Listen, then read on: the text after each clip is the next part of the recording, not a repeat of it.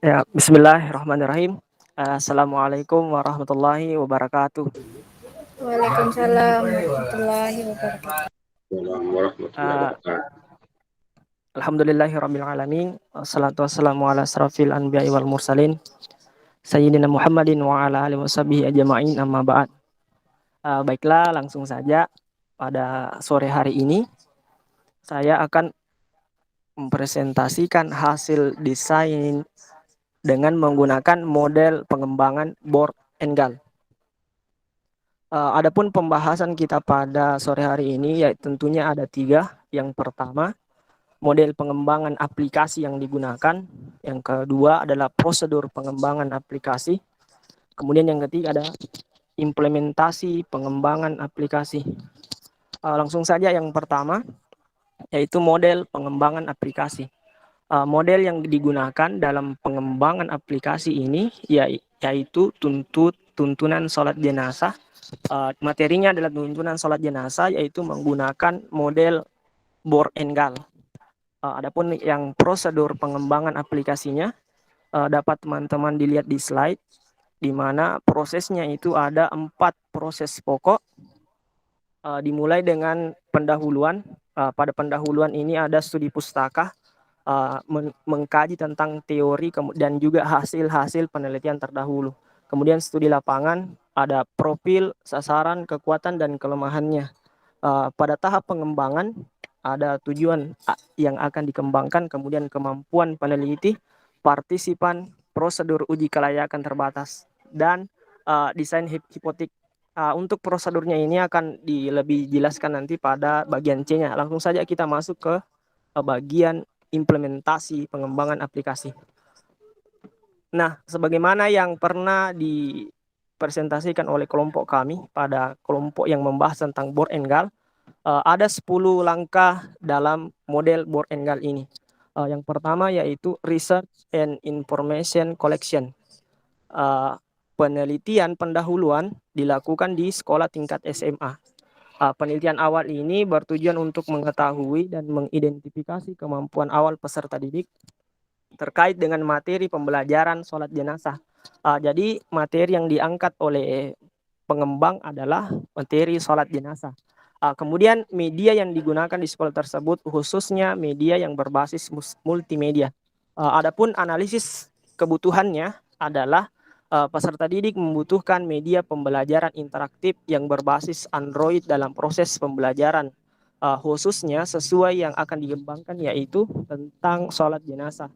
Hal ini merupakan asumsi dari pengembang bahwa semua peserta didik di jenjang SMA ini memiliki Android.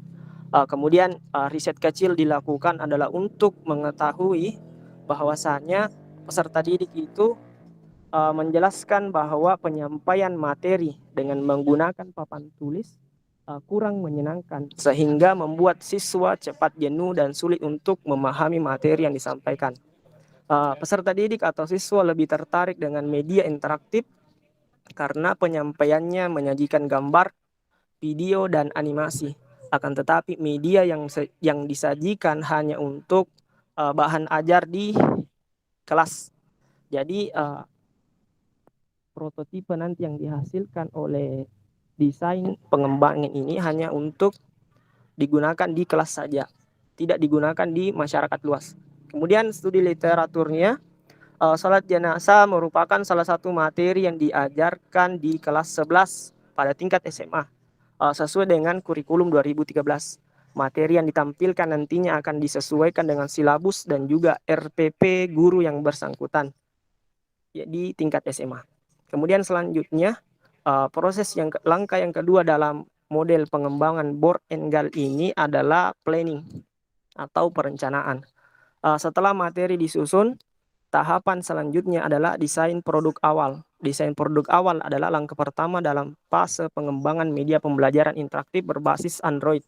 Adapun tahapannya, teman-teman dapat melihat di sini ada 5 tahapan. Yang pertama adalah pembuatan flowchart, kemudian ada pembuatan struktur navigasi, kemudian ada pembuatan storyboard, kemudian ada pembuatan desain prosedural, kemudian yang kelima ada implementasi. Langsung saja ke flowchart-nya. Jadi ini adalah flowchart yang pengembang buat secara keseluruhan. Artinya dalam model pengembangan Borg and Gal ini dapat dilihat langkah pertama yang dilakukan adalah identifikasi kebutuhan. Setelah identifikasi kebutuhan ini selesai, kemudian melanjut kepada merancang prototipe. Kemudian ke mengembangkan prototipe. Apabila prototipe yang dikembangkan diterima, akan lanjut kepada tahap produksi. Tapi jika ditolak, akan kembali ke identifikasi kebutuhan. Pada tahap produksi ini, setelah selesai dilakukan, maka akan dilakukan uji coba. Uji coba yang dilakukan adalah oleh penilaian ahli. Dalam hal ini ahli media dan juga ahli materi. Kemudian apakah akan dilakukan juga dengan skala kecil dan juga skala besar. Kemudian dari hasil uji coba ini akan menghasilkan sebuah prototipe. Jika prototipenya diterima, akan dilakukan implementasi. Tetapi jika ditolak, akan kembali ke identifikasi kebutuhan. Maka itulah flowchart secara keseluruhan dari pengembangan aplikasi yang berbasis model Borg and Gal ini.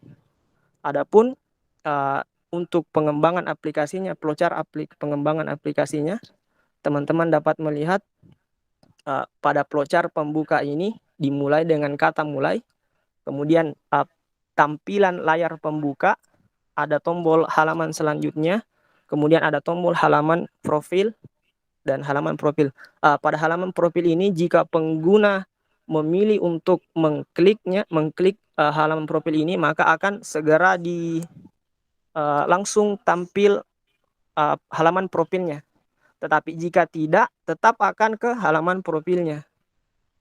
Kemudian yang flowchart halaman profil ini akan ditampilkan profil pengembang, profil sekolah, dan juga ada tombol halaman selanjutnya dan menu utama.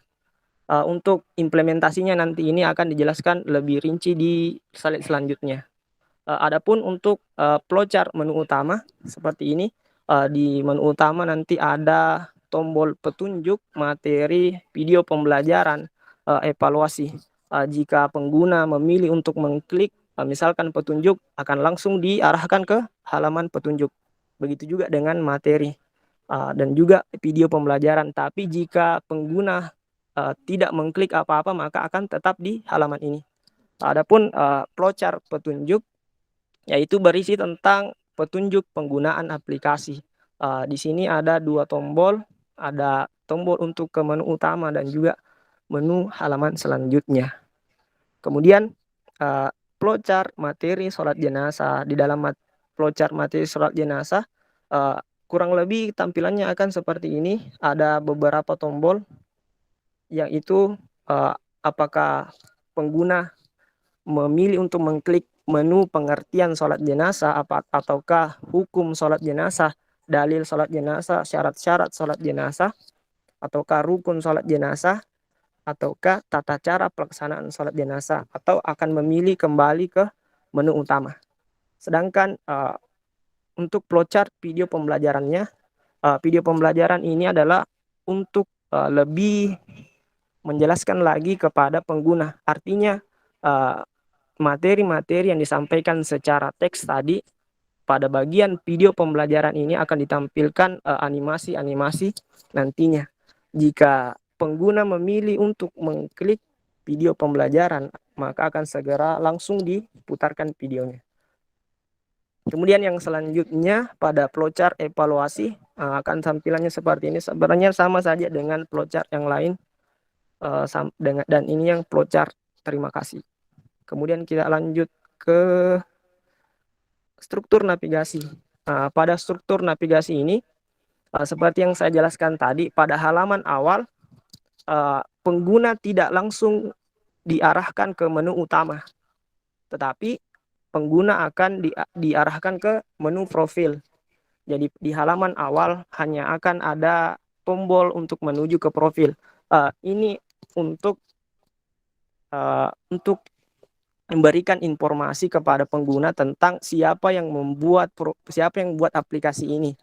Selain itu akan ada profil tentang sekolah. Nah, setelah pengguna melihat profil pengembang dan juga mengetahui tentang sekolah pengembang, maka akan diarahkan langsung ke menu utamanya.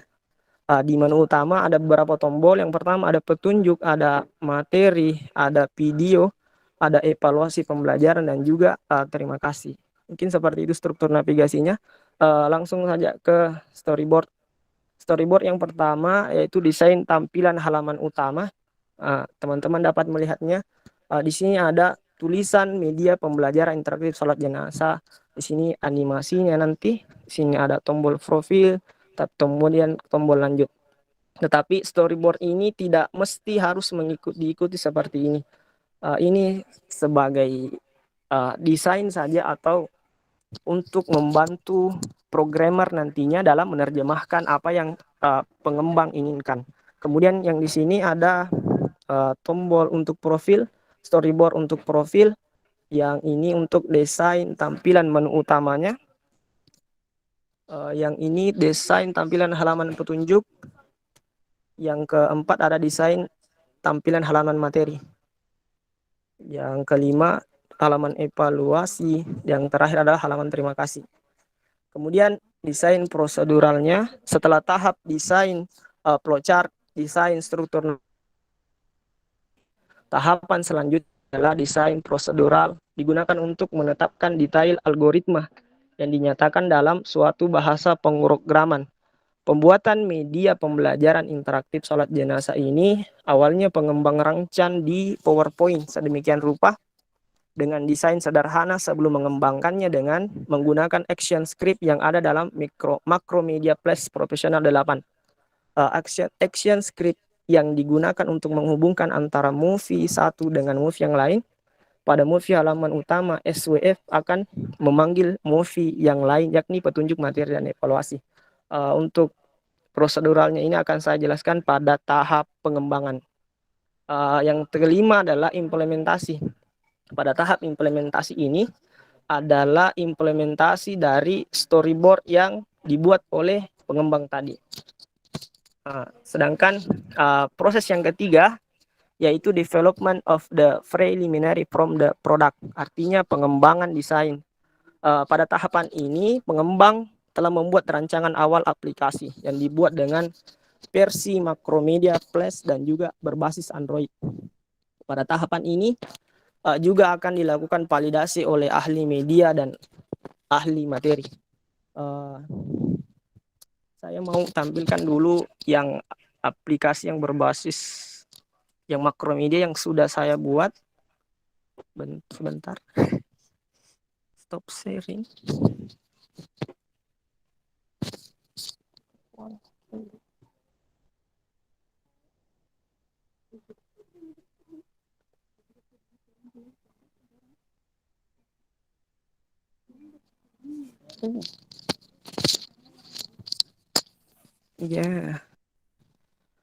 Ya, jadi ini di tampilan Macromedia Plus Professional 8, hasil storyboardnya tadi kira-kira akan seperti ini. Pada halaman menu awal ada tulisan media pembelajaran interaktif sholat jenazah. Kemudian di sini ada animasinya. Animasinya ini nanti bisa lebih dikembangkan lagi oleh programmer. Kemudian ada tombolnya seperti ini. Maka jika di script, bentar. Nggak bisa ya. Untuk halaman profilnya akan tampil seperti ini. Nama, ada agama, suku, dan alamat. Dan misalkan di sini ada tempat sekolah ataupun universitas. Di halaman menu utama.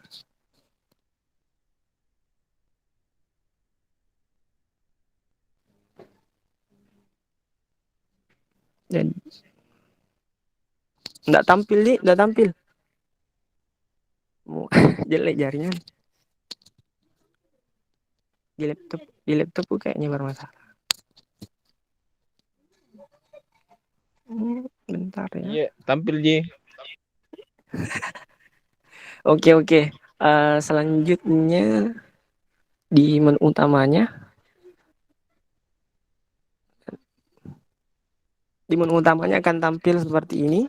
ada kompetensi, ada materi, ada video pembelajaran dan juga evaluasi. Ini bentar, mau hasilnya saja, bentar ku buka aplikasinya.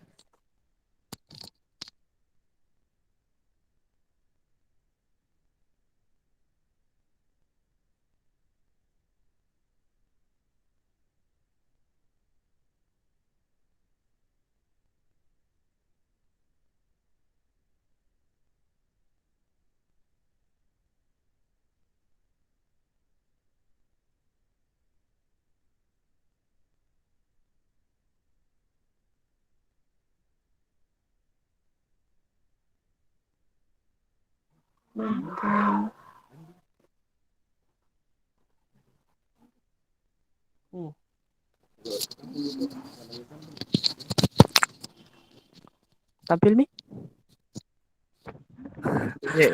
Ya, oke. Ini adalah hasil dari pengembangan aplikasi yang berbasis Macromedia Flash.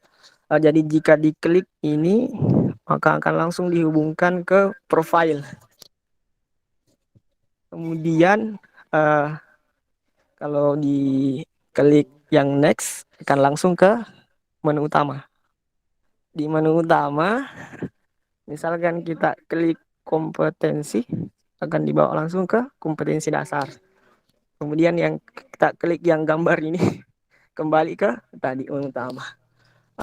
Jika diklik materi, akan diarahkan ke materi. Ini adalah pengertiannya. Ini untuk frame selanjutnya, yaitu hukum salat jenazah, kemudian dalil, syarat-syarat rukun salat jenazah, tata cara salat jenazah, kemudian nih materi-materi. Kemudian kembali ke menu utama. Ada untuk video pembelajarannya belum ada, karena untuk ekspor untuk impor video pembelajaran ke Macromedia Flash itu butuh aplikasi tambahan. Begitu juga dengan evaluasinya. Tapi saya tampilkan saja untuk teman-teman seperti ini. Jika diklik yang ini, yang tombol close, itu akan langsung ke terima kasih. Jadi mungkin seperti itu. Lanjut ke materi yang tadi. Atau masih ada lagi satu yang aplikasi di Android. Bentar. Jadi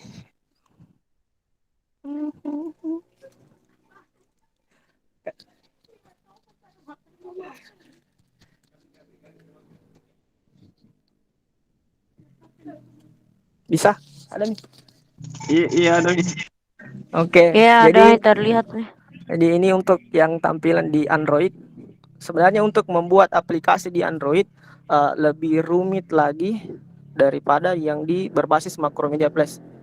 Karena untuk membuat aplikasi di Android itu selain membutuhkan spesifikasi laptop yang memadai, juga perlu digunakan aplikasinya juga. Sedangkan dalam membuat aplikasi ini, saya hanya membuat aplikasinya dengan berbasis aplikasi gratisan saja. Jadi hasilnya cuma yang seperti ini. Misalkan kita klik ini, akan langsung tampil sama saja dengan yang sama tadi. Misalnya di video pembelajaran, akan tampil video pembelajarannya. Kemudian yang apa tadi, yang evaluasi, akan tampil seperti ini. Misalkan kita tulis nama Haji email Haji, contoh. Langsung masuk submit, maka tampilannya seperti ini. Nah, evaluasi jika dipilih misalkan sal jenazah, di submit akan langsung muncul apakah jawabannya itu benar atau tidak. Sebenarnya ini hanya option saja. Jika kalau mau hasil atau hasilnya setelah semua dijawab bisa juga, tetapi saya cuma kasih opsi sama teman-teman, bisa didesain seperti ini. Kemudian next, jika misalkan kita jawab saja, misalnya sunnah rawatib berarti salah, jadi akan langsung muncul salah. Misalnya next, salah satu rukun salat jenazah berikut ini kecuali, misalkan ini, submit, benar, jadi lanjut. Jadi seperti ini. Sebenarnya gampang saja untuk buat aplikasi mau itu yang berbasis di laptop ataupun di Android, bisa saja karena sudah banyak sekali tutorial di YouTube.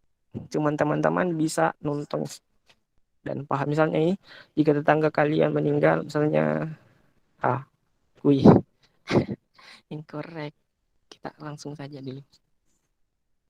You must complete, tuliskan. Ya. Next.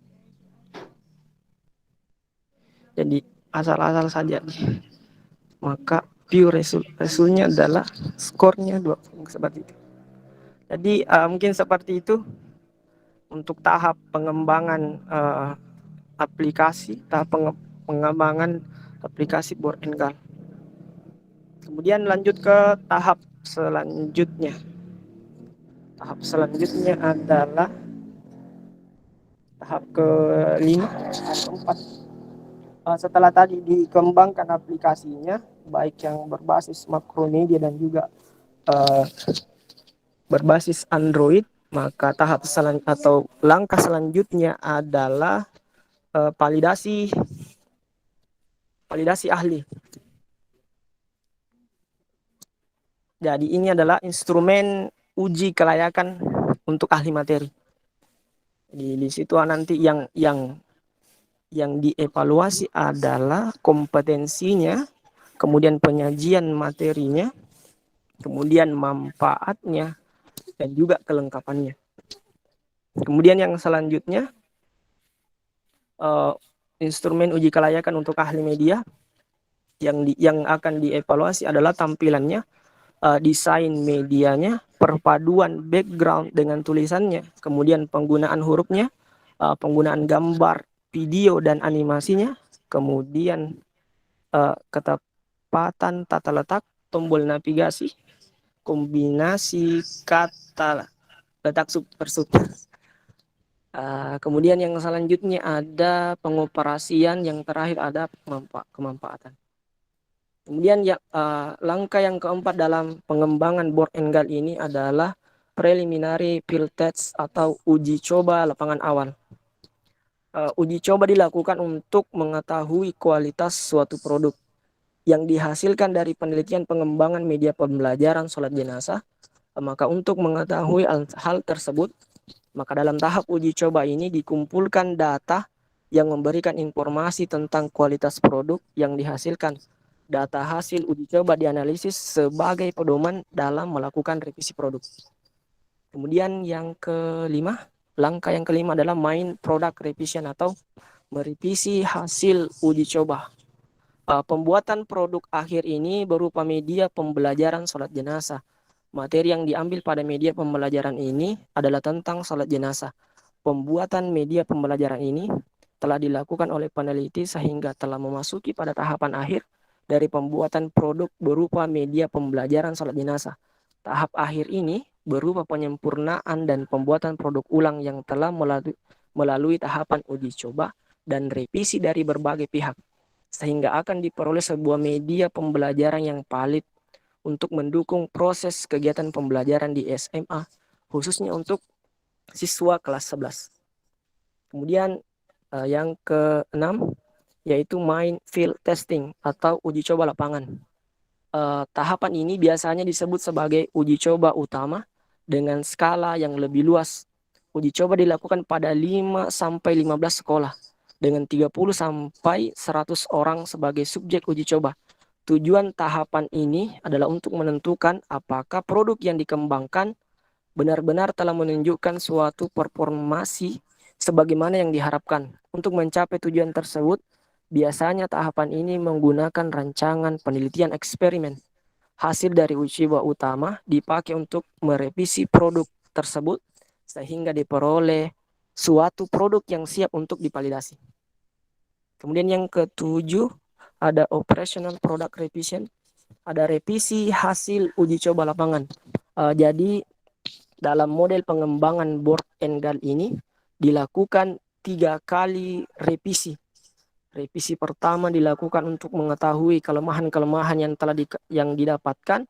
Yang kedua adalah untuk memperbaiki Sedangkan yang ketiga adalah untuk memantapkan produk yang akan dikembangkan. Nah, pada tahapan yang ketujuh ini merupakan perbaikan kedua setelah dilakukan tadi uji lapangan yang lebih luas. Penyempurnaan produk pada tahapan ini akan semakin memantapkan produk yang akan dikembangkan. Penyempurnaan pada tahapan ini tidak hanya didasarkan pada aspek kualitas, melainkan juga kuantitasnya. Berdasarkan hasil belajar siswa yang pada proses pembelajaran telah diuji untuk menggunakan produk yang dikembangkan. Kemudian yang ke-8, operational field test atau uji kelayakan dilaksanakan pada 10 sampai dengan 30 sekolah, melibatkan 40 sampai dengan 200 subjek. Tujuan dari tahap ini adalah untuk menentukan apakah suatu produk yang dikembangkan itu benar-benar siap dipakai di sekolah, tanpa melibatkan kehadiran peneliti atau pengembang produk. Pada umumnya, tahap ini disebut sebagai tahap uji validasi model. Yang ke-9 adalah final product revision atau revisi produk akhir. Revisi ini didasarkan atas masukan dari uji kelayakan. Langkah ini akan semakin menyempurnakan produk yang sedang dikembangkan. Penyempurnaan produk akhir ini dipandang perlu guna keakuratan produk yang dikembangkan. Pada tahapan ini sudah didapatkan atau suatu produk yang tingkat efektivitasnya dapat dipertanggungjawabkan. Dan langkah terakhir dari model pengembangan Board and Gal ini adalah dissemination and implementation. Tahap ini ditempuh dengan tujuan agar produk yang baru saja dikembangkan itu bisa dipakai oleh masyarakat luas. Inti kegiatan dalam tahapan ini adalah melakukan sosialisasi terhadap produk hasil pengembangan. Misalnya melaporkan hasil dalam pertemuan-pertemuan profesi dan dalam bentuk jurnal ilmiah. Nah, mungkin itulah presentasi hasil desain produk dengan model pengembangan Board and Gal yang dapat saya sampaikan. Tidak ada moderator di. Jadi saya persilakan mungkin kepada teman-teman untuk bertanya lah, satu atau dua orang.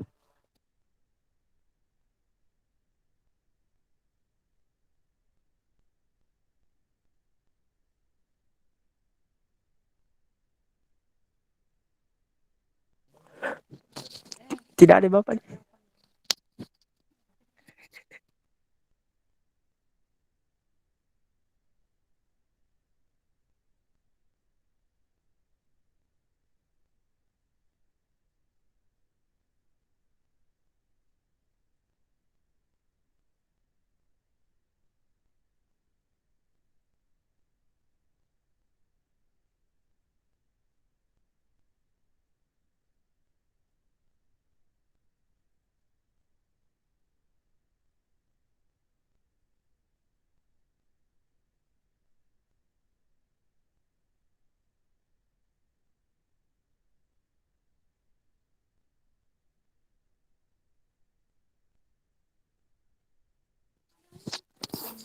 Kak Irfan.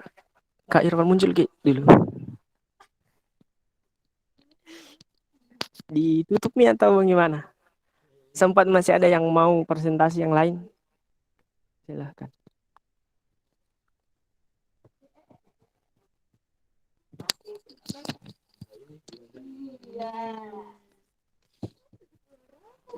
Nggak dengar, nggak dengar.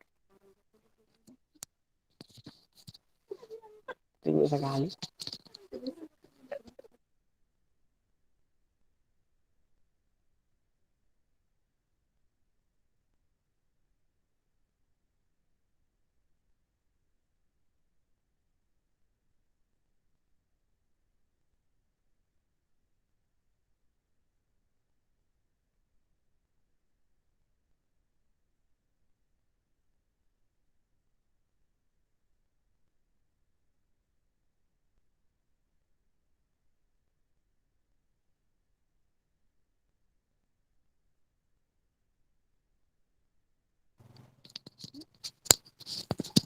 Nggak ada di jam bertanya. Jadi ditutup ini.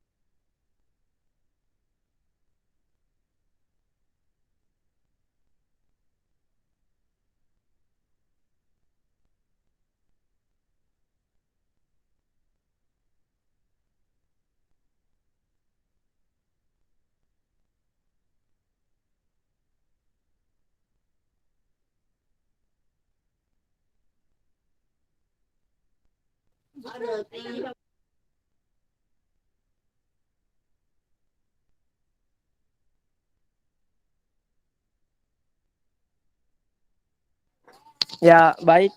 Jika tidak ada lagi pertanyaan dari teman-teman, mungkin ditutup saja. Terima kasih atas segala partisipasi untuk teman-teman yang meluangkan waktunya. Terima kasih. Saya ucapkan terima kasih yang sebanyak-banyaknya. Adapun kalau misalkan ada yang mau tanya-tanya tentang pembuatan aplikasi tadi bisa dijapri saja. Jadi lebih dan kurangnya mohon dimaafkan. Wabillahi taufiq wal hidayah. Assalamualaikum warahmatullahi wabarakatuh. Wah.